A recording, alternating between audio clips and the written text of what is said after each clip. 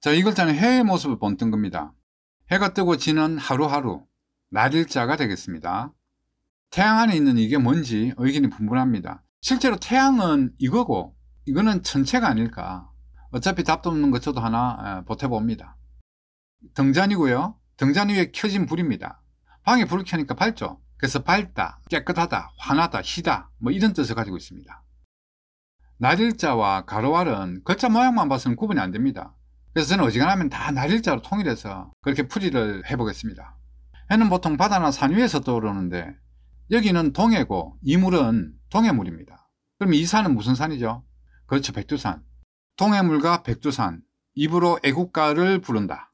창대하라 대한민국, 부를 창입니다. 세 개의 태양이 모여 있어요. 여러분도 잘 아시는 RGB 되겠습니다. 자, 이 세 개가 합쳐지니까 흰색이 됐어요. 흰색은 맑다라는 뜻을 또한 가지고 있으니까 세 개의 빛이 만들어내는 맑은 전기, 맑을 정자가 됩니다. 이게 발이죠. 해가 일정하게 걸어간다. 해는 정확하다, 틀림이 없다. 그래서 바르다라는 뜻을 가지게 됩니다. 바른 것이 있으면 손으로 끌어당겨라. 당길체.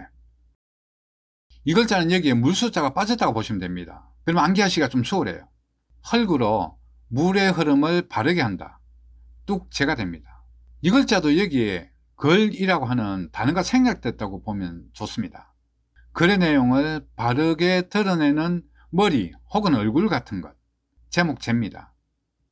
모르시는 여자분들이 계실 것 같아서 말씀을 드리면 군인들은 매일매일 외워야 하는 두 개의 단어가 있습니다. 이걸 암구어라고 하는데 예를 들면 짜장면, 짬뽕이 있어요. 밤에 무기창고 앞에서 건물을 서고 있는데 어둠 저편에서 누군가 걸어와요. 이게 적군인지 아군인지 확인해야 되겠죠. 내가 짜장면 하고 소리치면 저쪽에서 짬뽕이 나와야 되는데 뭐 꽃배기 이랬다. 그럼 적군이라 보고 총을 쏘아도 됩니다. 아군임이 확인되면 이렇게 근무교대를 하는 거예요. 두 명의 사내가 가로왈 말하면서 근무자를 바꾼다. 바꿀체가 됩니다. 바꿀체를 영어로 하면 체인지체. 물로 인해 비참하게 바뀐다. 홍수가 났어요. 집이 물에 다 잠겼습니다. 잠길잠. 땅 위로 해가 막 떠올랐어요. 아침단.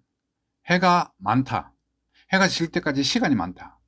뭐 이것도 아침인데 뜻은 조금 달라져서 아침 일찍다, 이르다, 빠르다 뭐 이런 뜻을 가집니다. 풀은 원래 이렇게 표현했어요. 이 부분을 연결해서 쫙 편 게 이 글자 풀초입니다. 붓으로만 쓰이고요. 단독으로 쓸 땐 여기에 이를초가 붙습니다. 스토리를 만들어 보자면 나무보다 빨리 자라고 빨리 시드는 풀이 되겠죠. 풀초. 밤에는 어두워서 아무것도 보이지 않다가 아침이 되니까 모든 것이 드러났다. 어둠을 걷어내기 위해서 사람들이 뭘 했죠? 아무것도 안 했어요.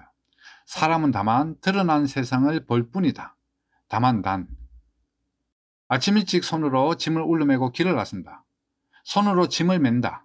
매일 담. 땅에서 해까지의 거리를 자로 잰다. 자로 어떻게? 우리 조상님들께서 미리 만들어 주셨습니다.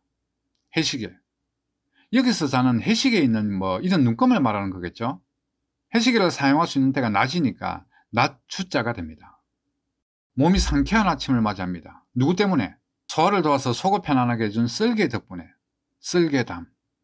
해의 빛은 아래 위로 뻗어나간다. 그래서 뻗칠 긍자가 됩니다. 흙이 아래 위 혹은 좌우로 뻗어나간다. 담원입니다. 집에서 빛이 뻗어나간다. 집안이 화목하면 그것이 곧 세상을 밝히는 것이다. 밝힐선. 항상 빛나는 해처럼 마음을 항상 밝게 가져라. 뭐 이런 말 안 하겠나 싶어요. 항상 항. 쌀 포자죠. 칼입니다. 남의 물건을 훔쳐서는 원하는 걸 가질 수 없다. 없다는 뜻이 있습니다. 해가 있다가 없다가, 낮이었다가 밤이었다가 바뀌죠. 그래서 바꿀 역. 이렇게 바뀌는 건 쉬워요, 어려워요? 쉬워요. 사람은 그냥 가만히 있으면 돼요. 쉬울리. 비슷한데 여기는 줄이 하나 그어져 있어요. 자, 이걸 땅이라고 보자고요. 해가 땅 위에 있으면 있고 땅 아래로 내려가면 없는 것. 햇빛입니다. 변양. 붓으로 쓸 때 이렇게 쓰고 단독으로 쓸 때는 언덕에 배치 잘 되니까 언덕 붓자를 붙여서 변양자를 나타냅니다. 언덕을 비추는 해가 작고 작아지는 곳, 텀극입니다. 손으로 끌어올려서 빛으로 보낸다, 뭐 이런 뜻이에요. 인양할 때 이 글자를 씁니다. 일본에서는 튀김을 표현할 때도 이 글자를 씁니다.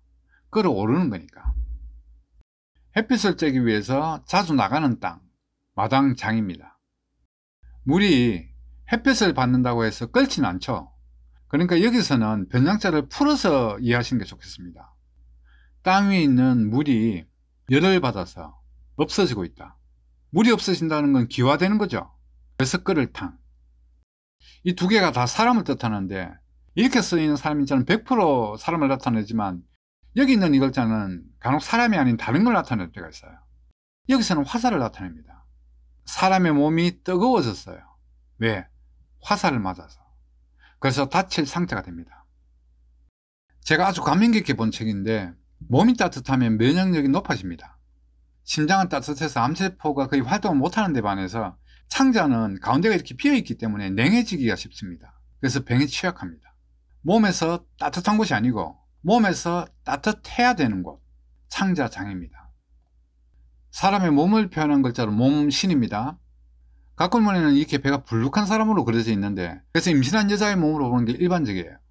이렇게 해서 이걸 쌀포자로 보고요, 배 안에 아기, 이 부분은 배를 받치고 있는 손이라고 보면 될 것 같아요.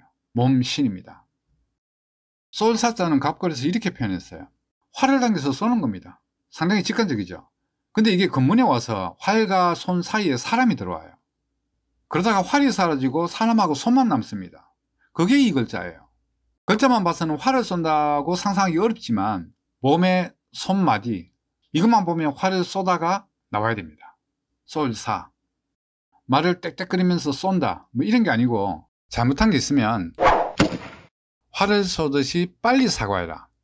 여러분들 느껴본 적 있으신지 모르겠지만 하루만 지나면 사과하기가 좀 어려워요. 그러니까 실수한 게 있다면 바로바로 사과하시기 바랍니다. 자, 여러분들 오늘 배운 한자가 좀 많습니다. 영상을 잠시 멈추시고 꼭 복습하시기 바랍니다. 수고하셨고요. 열심히 하는 당신은 됩니다. 시마이!